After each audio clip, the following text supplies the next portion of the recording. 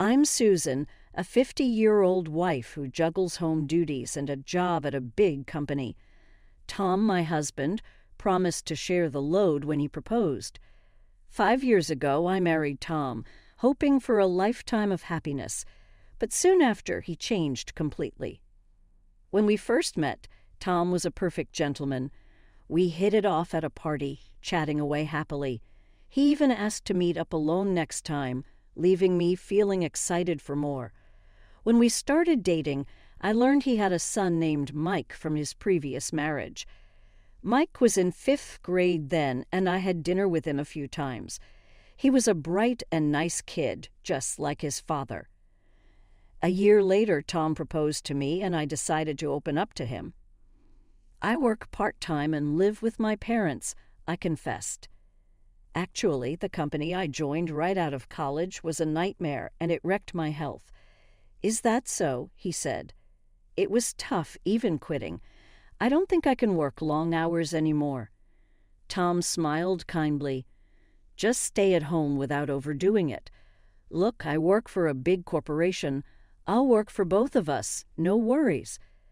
Comforted by his words, I accepted his proposal. I truly thought I had found a good man and looked forward to a happy married life. Little did I know, in less than 6 months, I'd face utter despair.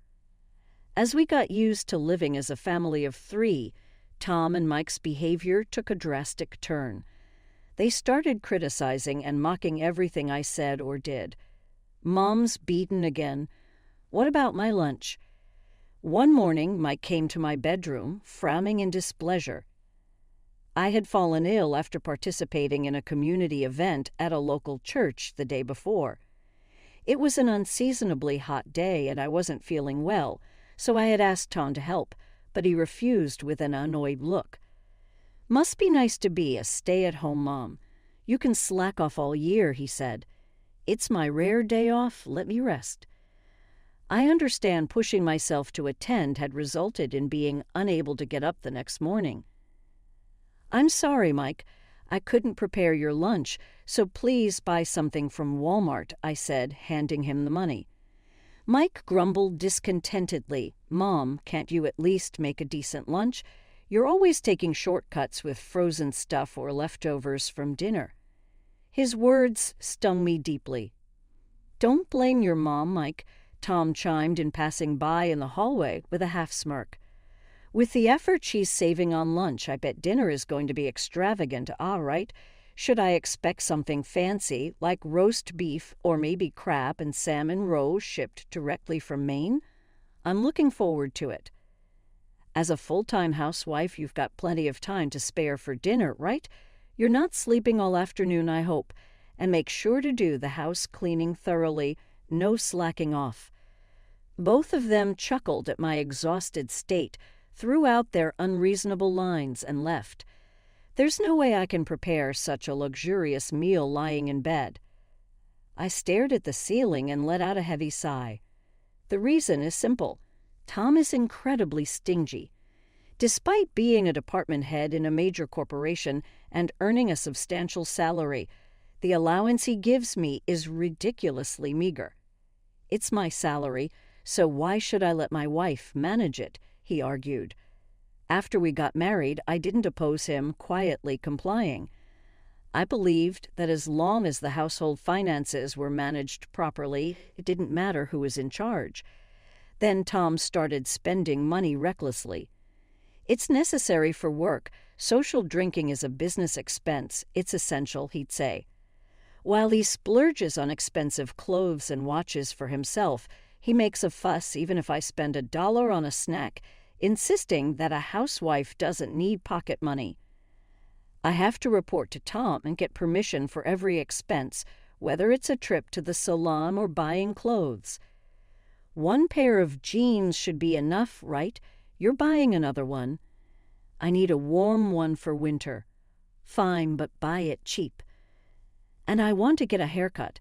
Can I go to the salon every 2 months to maintain my hairstyle? Huh? What's the point of you dressing up? Keep your long hair as it is. Then you only need a haircut every 6 months. I won't allow it. So I'm only allowed to buy cheap makeup from dollar stores. Even when I plead to change to better products because my skin is getting rough, he doesn't listen. Furthermore, the household budget he gives me is of the average. No wonder our nutrition is unbalanced. When I complained, Tom just shrugged it off. They managed with this amount on that TV budgeting show, but that lady's family owned a farm, and she got vegetables and rice from them. It's impossible with the high cost of living here. Managing that is your job, isn't it? I was frustrated not just by his stinginess with the household budget, but also by his attitude towards my father's funeral contribution when my father, who had been ill, passed away. Tom blatantly showed his reluctance. We don't need to give a funeral contribution, right? Anyone attending the funeral other than the immediate family gives a contribution. Then use your savings. I'm not involved, he said to me, tears streaming and preparing for the funeral in my mourning clothes.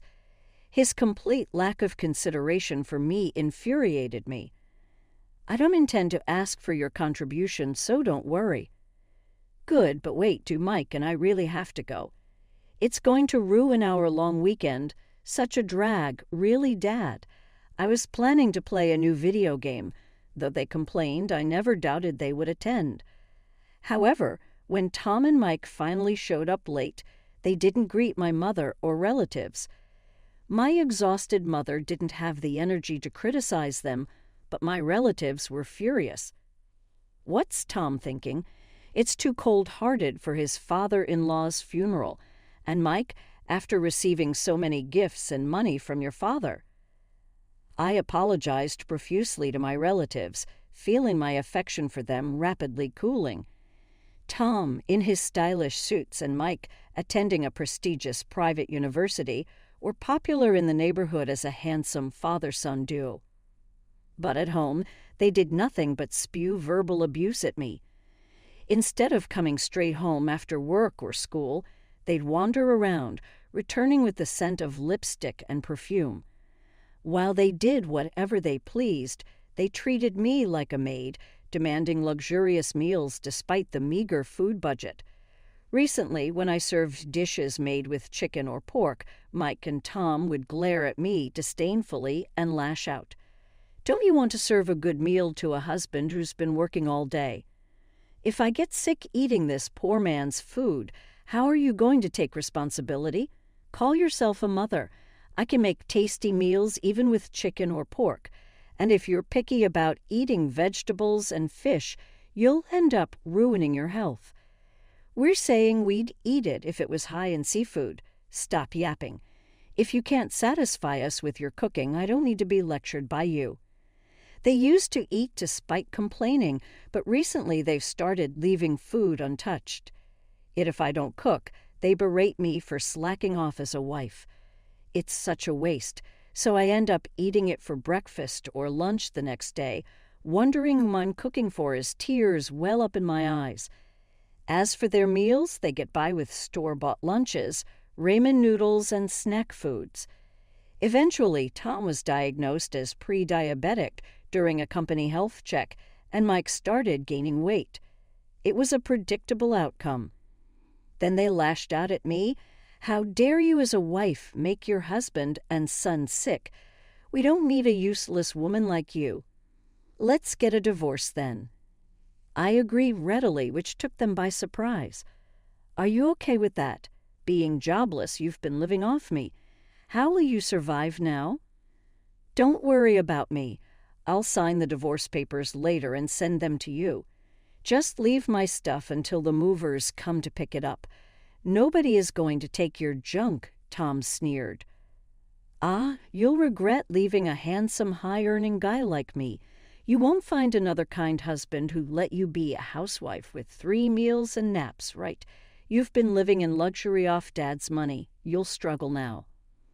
While I packed my clothes in a suitcase, Tom and Mike kept ranting. I envied how highly Tom thought of himself during our dating days. This overconfidence seemed shining and confident. You're going back to your mom's, right? Say hi to her. Living on her pension, you too will be living the poor life. "Hey, Mike, I bet they'll end up on welfare." Tom's prediction made Mike laugh out loud. "You already reek of poverty. Combined with Grandma, they'll be the ultimate pair." The recent funeral was so stingy it felt like poverty was seeping in. I thought the same. Call it a family funeral or poor man's funeral. I want a grand event. Mike got it, Dad, but for us, poverty's like a different world, with Dad in a major corporation and me at a prestigious university. I was boiling with anger at their audacity, but realized it was pointless to react and let it all slide. Returning home, I confided in my mom, who lowered her voice. I sensed something was off with Tom and Mike at the funeral, but I didn't want to intrude too much into my daughter's family. Plus, with your father's illness, I know you couldn't speak up. "I'm sorry for suddenly showing up." "It's fine. I've been lonely without someone to talk to." "Why don't you stay here?" "Thanks, but once I get my job on track, I'm planning to move to an apartment." While I appreciated my mom's concern, living together might make me too dependent. Living nearby and visiting occasionally seemed the right balance. Tom and Mike mocked me for being jobless, but in reality, I'd been working from home. It all started with my budget cooking blog receiving many positive comments. I boldly launched a cooking website, which quickly gained a readership and became popular online. Then an editor from a major publishing house approached me, and now I'm slowly preparing to publish a cookbook. Thanks to this, I've been too busy to dwell on the divorce, and days flew by. One day, my phone rang incessantly. Pausing from stir-frying ingredients, I answered, "Hello." "Hey, what's this about alimony?" I sighed, expecting this topic. "You and Mike hurled enough abuse at me, didn't you?" "Oh," I thought. "Never mind." Relief in his voice, Tom abruptly continued, "I haven't cheated on you or anything." Wait, did you record our verbal abuse? Your memory alone won't cut it. I've noted everything in a journal in detail. Try filing for alimony then. Poor people always talk about money.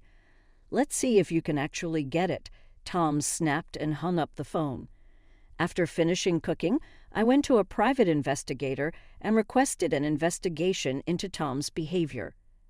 Soon, his affair with a coworker was uncovered. The day after I sent photos and the investigation report to his company, Tom called me again. "You're so low, exposing it to my company. My furious manager reported it to the higher-ups, and now I'm fired." "Oh, wasn't the woman his daughter? You should have known better than to have an affair, given how strict they are about such matters." I chuckled. "But you must be fine, right? You were so stingy with living expenses, you must have plenty of savings."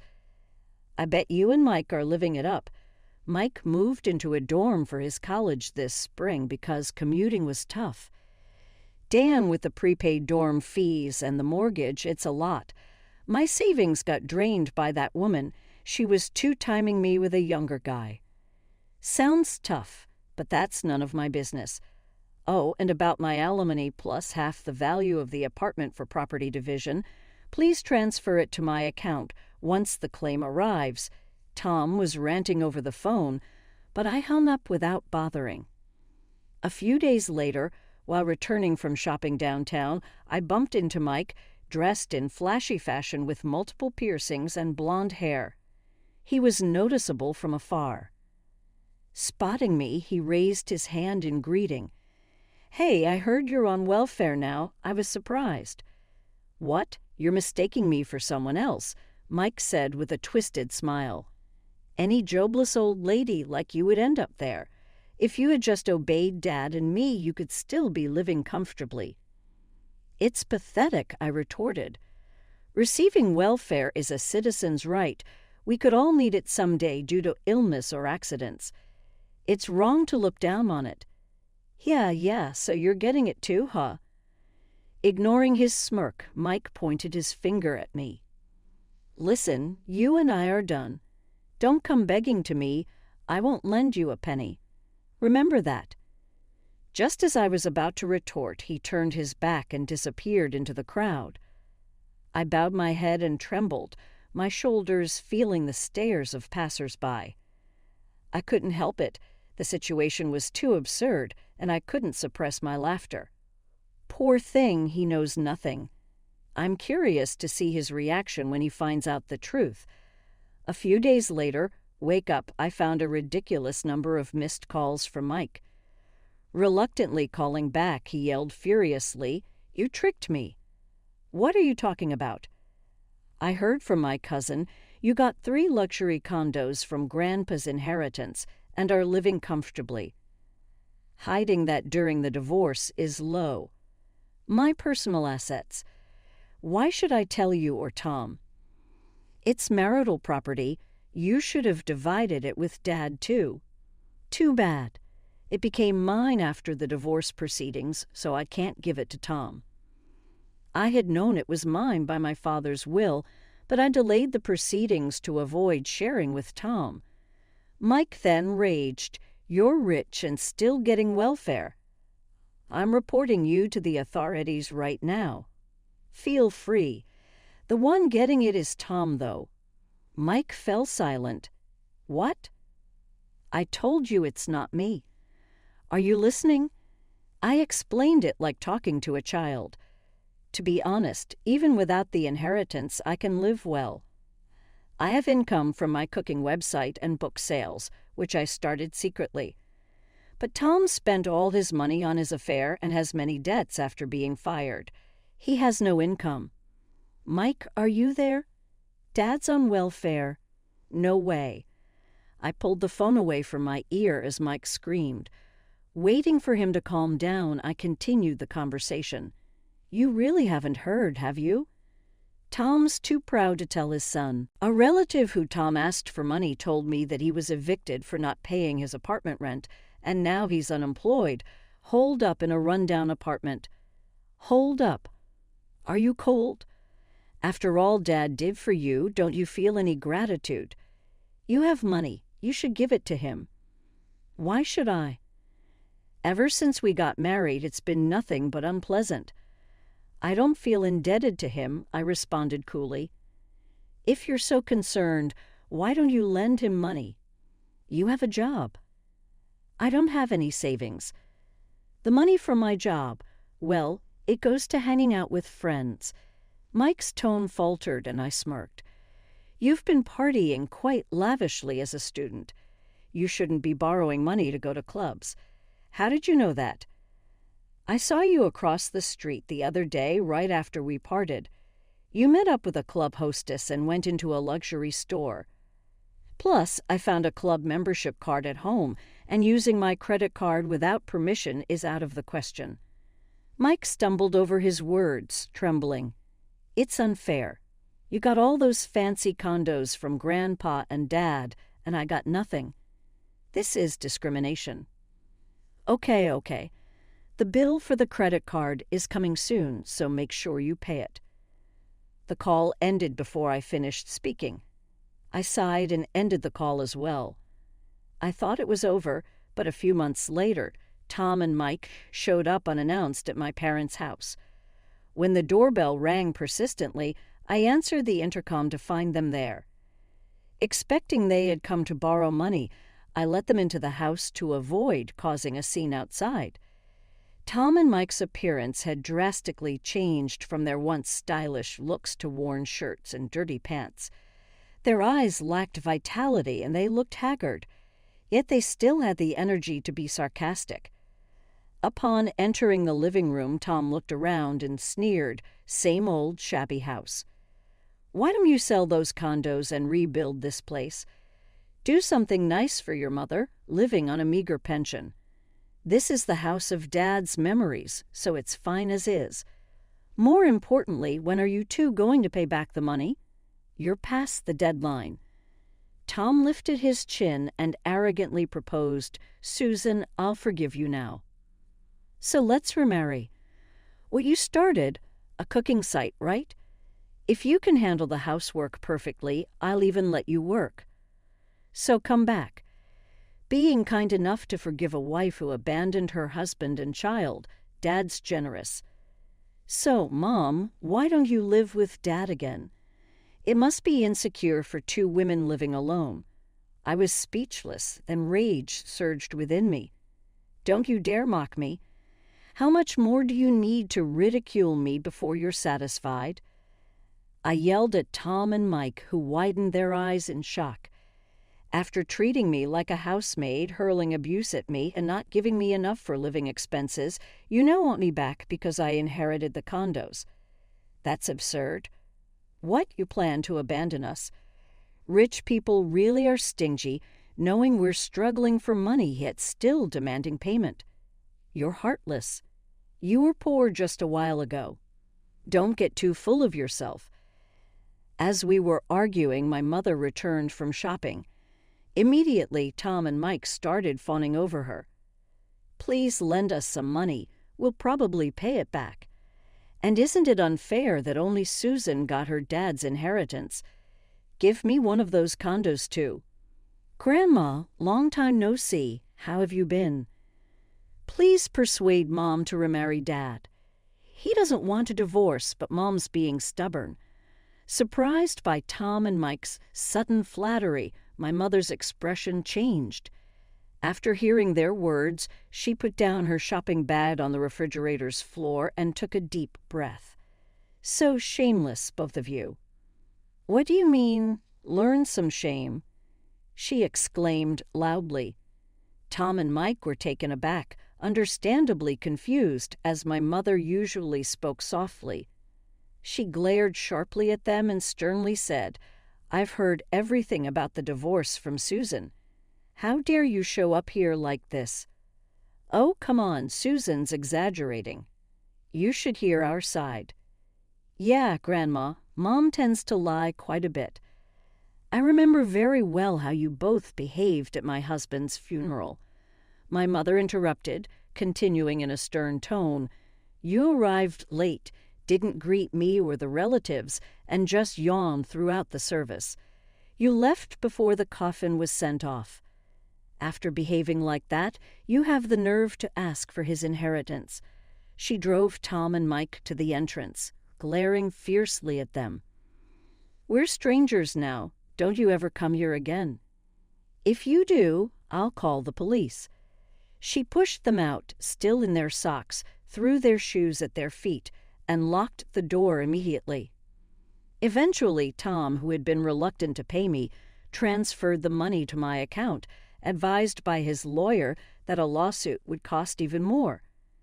However, since he hadn't found a job since being fired, his parents had to cover for him. After hearing about his situation from relatives, they visited my parents' home, apologizing for the trouble Tom caused. After giving up on finding a new job, Tom returned to his hometown under the pretext of helping out with his family's farm. However, the reason for his divorce became common knowledge throughout the village, and people, from little kids to the elderly, would point and laugh at him while he helped in his parents' fields. Ah, there's stingy Uncle Tom. Even with a degree from a prestigious university and a job at a big corporation, he's no good. If his wife leaves him because he's so rotten, the reason for his previous divorce was also his reckless spending. He'll never change. Being ridiculed by the folks in town is infuriating. Remar to show them up. I got so fed up with these persistent messages, but I blocked Tom's contact. His affair partner had already dumped him, as it seems the end of money meant the end of their relationship. I tracked down this affair partner using a private investigator and made sure they paid alimony properly. As for Mike, I made him reimburse the money he had recklessly spent using my credit card. Although he was enrolled in a prestigious university and was on track to follow in his father's footsteps as an elite, his constant skipping of classes to hang out led to him dropping too many credits and being expelled. His friends and girlfriends were concerned, but Mike's arrogant comments out of sheer bravado led to everyone turning their backs on him. Then there was a huge fight with Tom, who said, "You're my son, and you won't even help pay off my debts." Now they're apparently estranged.